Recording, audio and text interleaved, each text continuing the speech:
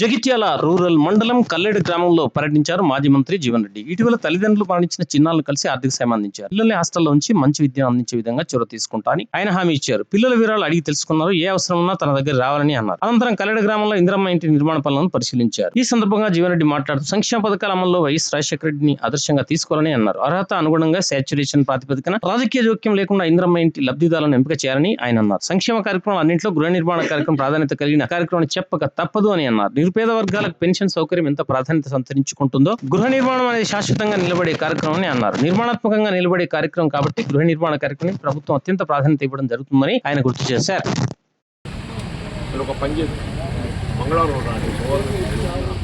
మంగళవారం అమ్మాయిని తీసుకొస్తే ఆధార్ కార్డు తీసుకుని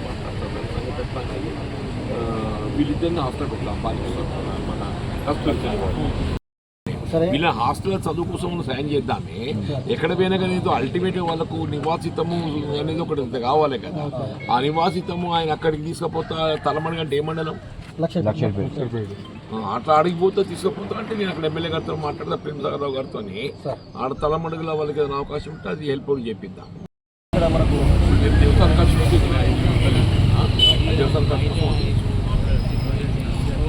నలుగురు భోజనం మీద పెట్టాలి. దేవస్థాన ఖర్చు కోసం వడ్డీకించుకోండి. ఎల్లుండి వస్తే మంగళవారం నాడు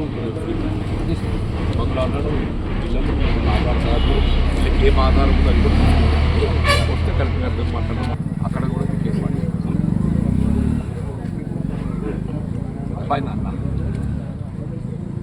అయినాక కూడా విద్యాస్ అప్పుడు ఇక్కడ ఉండకని చెప్పాలి. ప్రాబ్లం నువ్వు సరెండర్ అయిపోయి ఏదైతుందో గరీబులు ఇచ్చేది 5 లక్షలు ఇస్తాడు.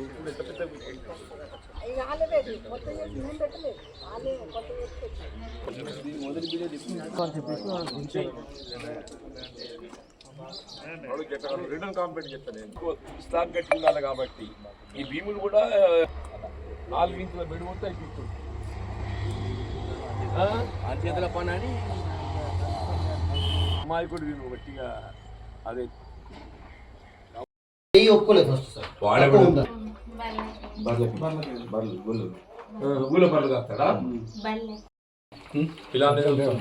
ఇద్దరు పిల్లలు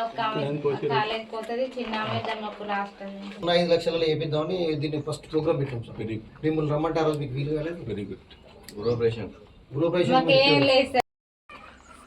వాస్తవంగా సంక్షేమ కార్యక్రమాలన్నింటిలో గృహ నిర్మాణ కార్యక్రమం అన్నింటికంటే ప్రాధాన్యత సంతరించుకునే కార్యక్రమం చెప్పక తప్పదు. ఎందుకంటే ఇక్కడ వాస్తవంగా ఇవాళ నిరుపేద వర్గాలకు పెన్షన్ సౌకర్యం ఎంత ప్రాధాన్యత సంతరించుకుంటుందో ఇలా గృహ నిర్మాణం అనేది శాశ్వతంగా నిలబడే కార్యక్రమం, నిర్మాణాత్మకంగా నిలబడే కార్యక్రమం. కాబట్టి గృహ నిర్మాణ కార్యక్రమానికి ప్రభుత్వం అత్యంత ప్రాధాన్యత ఇవ్వడం జరుగుతుంది. ఇవాళ గత టీఆర్ఎస్ ప్రభుత్వం 10 సంవత్సరాలు అధికారంలో ఉన్నప్పటికీ మరి అప్పటి ప్రజాప్రతినిధులే కానీ ప్రభుత్వం కానీ నాకు తెలిసి పల్లెటూళ్ళలో ఎక్కడ కూడా ఒక ఇల్లు కట్టే పాపన పోలేదే. ఎంతవరకు ప్రచార ఆర్భాటాలు తప్ప అప్పుడు ఎన్నికలప్పుడు ఏదైతే 3 లక్షలని చెప్పని మంజూరు పత్రాలు ఇచ్చారు. అంతే తప్ప ఏదైతుందో ఎక్కడ ఒక ఇల్లు కట్టినట్టయితే కనబట్టం లేదు. ఇవాళ రాష్ట్రంలో కాంగ్రెస్ ప్రభుత్వం ఏర్పడిన తదుపరి నిరుపేద వర్గాలను వాళ్ళ అర్హతకు అనుగుణంగా చెప్పంటున్నాయి రాజకీయ జోక్యం లేకుంటే ఏదైతే గుర్తించి 5 లక్షల రూపాయలతో ఇల్లు నిర్మాణం చేయటం అంటే నిజంగా కూడా ఇది గొప్ప కార్యక్రమం చెప్పక తప్పదని చెప్పండి. ఇప్పుడు ఇందులో కూడా ఏదైతున్నదో అంటే వాస్తవంగా సంక్షేమ కార్యక్రమాల అమలు లోపల మనం వైఎస్ రాజశేఖర రెడ్డి గారిని మనం ఆదర్శంగా తీసుకోవాలి. వైఎస్ రాజశేఖర రెడ్డి గారిని ఆదర్శంగా తీసుకోవాలి ఎందుకు చెప్తున్నాను చెప్పంటే అంటే వారు అప్పుడు 5 సంవత్సరాల కాలం 2004-9 మధ్య కాలంలో వారు అమలు చేసినటువంటి ఒక సంక్షేమ కార్యక్రమం ఏదైనా కానీ శాచ్యురేషన్ ప్రాతిపదికన అమలు చేసింది. నీకు ఒక పెన్షన్ లబ్ధి ఉంటుంది అనుకోవే. ఇప్పుడు ఆ ముసలమ్మ భర్త చనిపోయిండు, ఆయనకు పెన్షన్ వస్తుండే. ఇవాళ ఆయన చనిపోయిండు కాబట్టి ఇది డెత్ సర్టిఫికేట్ మనము ఎండిఓ ఆఫీసులో మనం దాన్ని దఖలు చేసినట్టయితే ఆమె పెద్ద మనిషి భార్యకి ఏదైతుందో వెంటనే మంజూరు కావాలి. శాచ్యురేషన్ ప్రోగ్రామ్ అలా ఒకటి పెన్షన్ రెట్టింపు కావడం ఒక అంశం, 2000 4000 కావాలనేది వీళ్ళు 2000 4000 అంశం ఎట్లున్నా కానీ ఈ 2000కు కనీసం 2000 అయినా కానీ ఏది ఎత్తుందో అర్హతకు అనుగుణంగా అందరికీ మనం లబ్ధి కూర్చాలి. ఎవరికి కూడా ఏది ఒక నెల తప్పిపోయినా కానీ అది 2000 రూపాయలు వెనుకబడిపోతాయని చెప్పంటున్నాను. 2000 రూపాయలైనా కానీ ఒక నెల వెనుకబడిపోతుంది. నిరుపేద వర్గాలకు ఏది ఇస్తుందో ఇది చాలా అంటే మనం అనిపిస్తుంది. ఆ పెద్ద మనిషిని చూస్తుంటే అది పెన్షన్ అయితే బతికేటట్టు కనబడుతున్నది. ఇలా పెన్షన్ కార్యక్రమే కానీ ఇంకా ఇతరత్ర ఇప్పుడు కళ్యాణ లక్ష్మి అమలు చేస్తున్నామే, కళ్యాణ లక్ష్మి కానీ ఇంకా మీరు ఏదైనా కానీ చెప్పంటున్నాం జాప్యం లేకుండా అమలు చేయబడాలి. సాచ్యురేషన్ ప్రాతిపదికన ఇప్పుడు గృహ నిర్మాణ కార్యక్రమం ఉంది. రాజశేఖర రెడ్డి గారు ముఖ్యమంత్రి ఉండగా నేను అప్పుడు శాతం తప్పిడిగా ఉంటే చెప్పంటున్నాను, ఇల్లు లేనట్టు ఉంటాడు ఎవరన్నా కానీ ఏ రాజకీయ నాయకుని జోక్యం లేకుండా అర్హత ప్రాతిపదికన ఎవరు గల వాళ్ళకి ఇల్లు కట్టుకోమని మంజూరులు ఇచ్చింది అంటారు. అట్టు ఉండాలి కార్యక్రమం. ఇప్పుడు మనకి ఇల్లు మంజూరు కావాలంటే ఒక రాజకీయ నాయకుని జోక్యం అని చెప్పని ఆయన ప్రతిపాదిస్తున్న ఇల్లు మంజూరు వస్తుంది, జీవన్ రెడ్డి ప్రతిపాదిస్తున్న ఇల్లు మంజూరు వస్తుంది, లేకుంటే ఎమ్మెల్యే ప్రతిపాదిస్తున్న ఇల్లు మంజూరు వస్తుంది. ఇది కరెక్ట్ కాదు. ఇది రాజకీయ నాయకుల జోక్యం లేకుండా అర్హత ప్రాతిపదికన వాళ్ళకి ఇల్లు లేదు అని చెప్పారంటే ఆ హౌసింగ్ డిపార్ట్మెంట్ గుర్తించాలి. దరఖాస్తు పెట్టుకుంటే వాళ్ళ శంకర్ ఉన్నాడు, ఇల్లు లేదు అంటే బస్సు మంజూరు ఇచ్చేసేయాలి. ఆయన ఎవరిని శివాజీ పోవాల్సిన అవసరం లేదు. అది రాజశేఖర్ అమలు చేశారు. ఏ కార్యక్రమం అయినా సాచ్యురేషన్ ప్రాతిపదికన అర్హత ప్రాతిపదికన ఏదైతే అమలు చేయబడినప్పుడే అది మనకు సత్ఫలితాలు ఇస్తాయని చెప్పండి. మనం ఇల్లు మంజూరు ఇచ్చేది 5 లక్షల రూపాయలు. మరి హౌసింగ్ డిపార్ట్మెంట్ నిర్మాణ కారణం ఏంటో తెలియదు కానీ ఆ ఇల్లు కావాలంటే 20 లక్షలు అవుతుంది.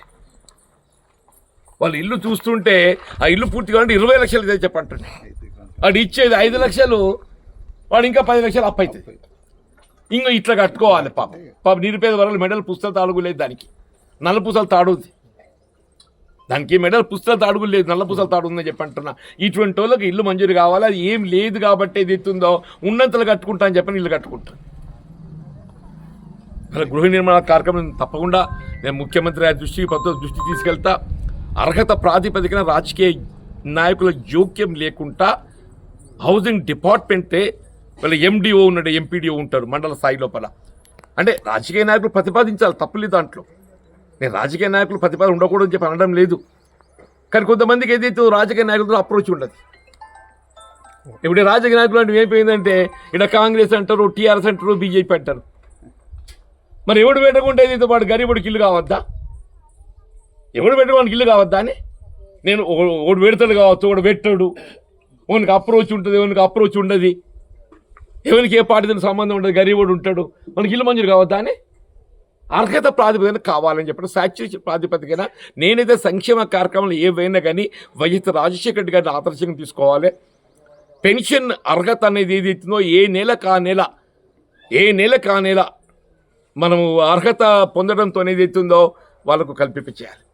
ఇలా బీడీ కార్మికులు ఉండే పాపం అప్పుడు తెలుగుదేశం టీఆర్ఎస్ ప్రభుత్వ హయాం లోపల దాన్ని మంజూరు చేయాలని సంకల్పించిన కానీ అప్పుడు 2014 తెలంగాణ రాష్ట్రం ఏర్పడటం ఏదైతుందో అది ఒక డేట్ ఫిక్స్ చేసిండ్రు. అంతకన్నా ముందు పిఎఫ్ చెల్లించిన వారికి మాత్రమే మంజూరు ఇచ్చిండ్రు.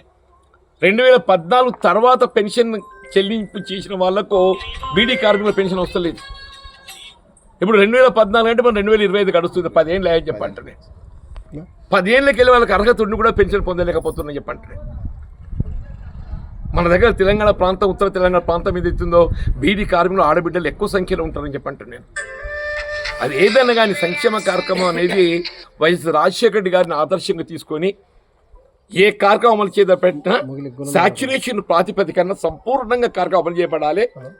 సాధ్యమైనంత వరకు రాజకీయ నాయకుల జోక్యం లేకుండా అర్హత ప్రాతిపదిక మంజూరు చేయాలని చెప్పని నేను ప్రభుత్వాన్ని, ముఖ్యమంత్రి గారికి విజ్ఞప్తి చేస్తున్నా.